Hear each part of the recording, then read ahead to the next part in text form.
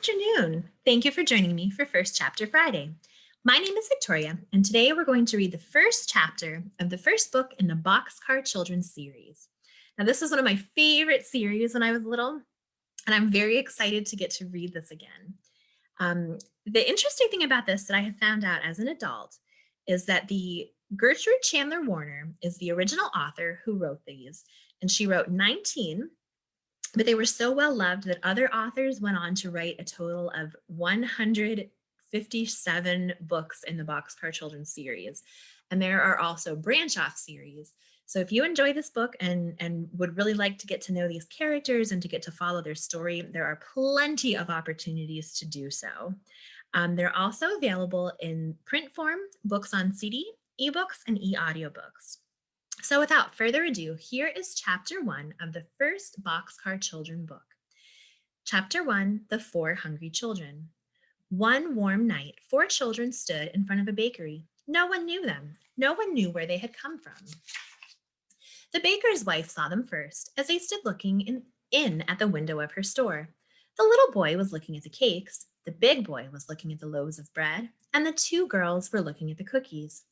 Now, the baker's wife did not like children. She did not like boys at all. So she came to the front of the bakery and listened, looking very cross. "The cake is good, Jessie," the little boy said. He was about 5 years old. "Yes, Benny," said the big girl, "but bread is better for you. Isn't it, Henry?" "Oh, yes," said Henry. "We must have some bread, and cake is not good for Benny and Violet." "I like bread best anyway," said Violet. She was about 10 years old, and she had pretty brown hair and brown eyes. "That is just like you, Violet," said Henry, smiling at her. "Let's go into the bakery. Maybe they will let us stay here for the night." The baker's wife looked at them as they came in.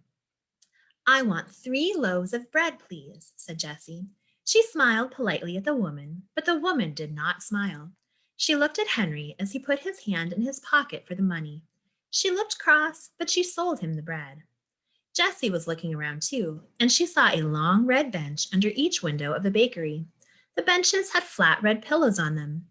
"Will you let us stay here for the night?" Jessie asked. "We could sleep on those benches, and tomorrow we would help you wash the dishes and do things for you." Now, the woman liked this. She did not like to wash dishes very well. She would like to have a big boy to help her with her work. "Where are your father and mother?" she asked. "They are dead," said Henry. "We have a grandfather in Greenfield, but we don't like him," said Benny.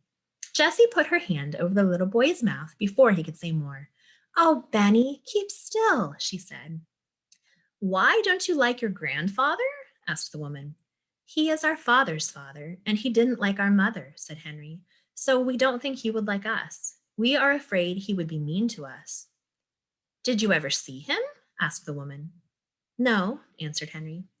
"Then why do you think he would be mean to you?" asked the woman.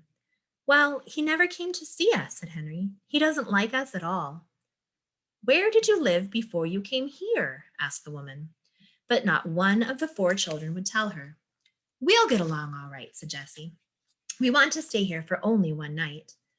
"You may stay here tonight," said the woman at last, "and tomorrow we'll see what we can do." Henry thanked her politely. "We are all pretty tired and hungry," he said. The children sat down on the floor. Henry cut one of the loaves of bread into 4 pieces with his knife, and the children began to eat. "Delicious," said Henry. "Well, I never," said the woman. She went into the next room and shut the door. "I'm glad she is gone," remarked Benny, eating. "She doesn't like us." "Shh, Benny," said Jessie. "She is good to let us sleep here." After supper, the children lay down on their red benches, and Violet and Benny soon went to sleep. But Jessie and Henry could hear the woman talking to the baker. She said, "I'll keep the 3 older children. They can help me. But the little boy must go to the children's home. He is too little. I cannot take care of him." The baker answered, "Very well. Tomorrow I'll take the little boy to the children's home. We'll keep the others for a while, but we must make them tell us who their grandfather is." Jessie and Henry waited until the baker and his wife had gone to bed.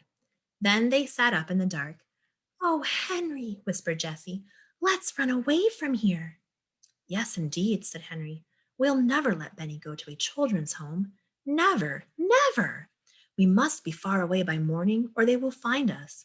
but we must not leave any of our things here. Jessie sat still, thinking. Our clothes and a cake of soap and towels are in the big laundry bag, she said. Violet has her little work bag, and we have 2 loaves of bread left. Have you your knife and the money? Yes, said Henry. I have almost $4. You must carry Benny, said Jessie. He will cry if we wake him up, but I'll wake Violet. Shh, Violet, come. We are going to run away again. If we don't run away, the baker will take Benny to a children's home in the morning.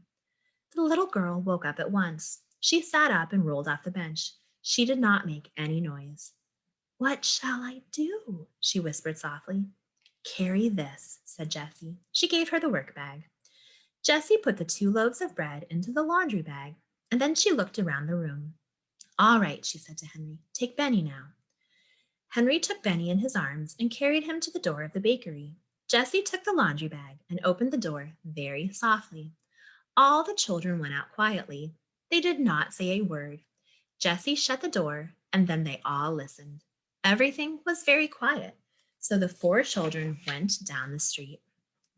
And that ends chapter 1 of the Boxcar Children, and is quite the introduction to those 4 characters, if I may say.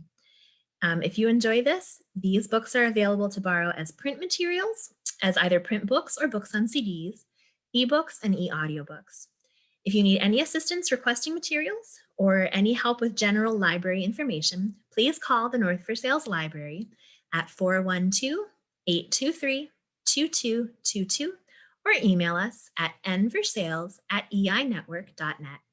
Thank you and have a great afternoon.